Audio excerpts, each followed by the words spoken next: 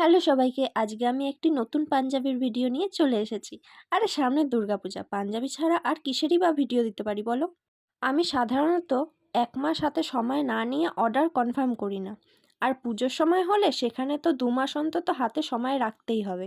কিন্তু এই পাঞ্জাবিটা আমি ১ সপ্তাহ হাতে সময় নিয়ে অর্ডার কনফার্ম করি। তা বলে তোমরা যারা অর্ডার করতে চাইছো তারা কিন্তু ১ সপ্তাহ আগে অর্ডার করো না। তাহলে কিন্তু আমি অর্ডার নিতে পারবো না। এই পাঞ্জাবিটা আমার কাছে আগে থেকেই ছিল। কালীপুজোর অর্ডার করা হয়েছিল। তাই এটা আমি দুর্গাপুজোর জন্য ইউজ করে ফেলি আর নতুন আরেকটা পাঞ্জাবি অর্ডার করে ফেলি। বাই দ্য ওয়ে, তোমরা দেখে হয়তো বুঝতেই পারছো যে এই ডিজাইনটা আমি আগেও একবার করেছি। এই সেম রেড কালার পাঞ্জাবিতেই, কিন্তু পুরোটা একই ডিজাইন হবে না। কিছুটা আমি ভেবে নিজের মতো করে করার চেষ্টা করেছি।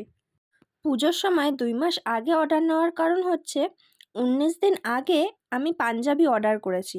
আজকে নিয়ে ২০ দিন। আর পার্সেলটা আমি আজকে হাতে পাবো। তাও আজকে পেতাম কি না সেটারও ঠিক ছিল না।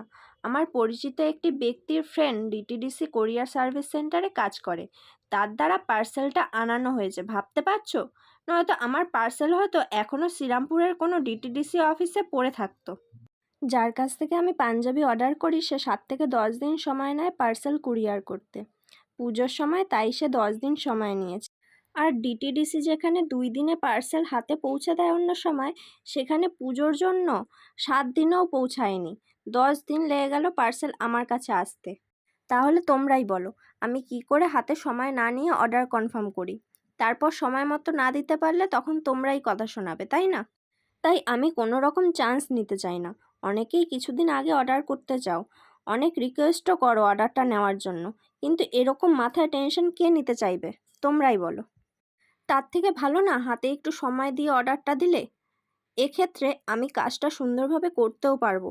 একটা কথা মাথায় রাখবে, এই কাজে যতটা সময় দেওয়া যায় ততই নিখুঁতভাবে কাজটা করা যায়।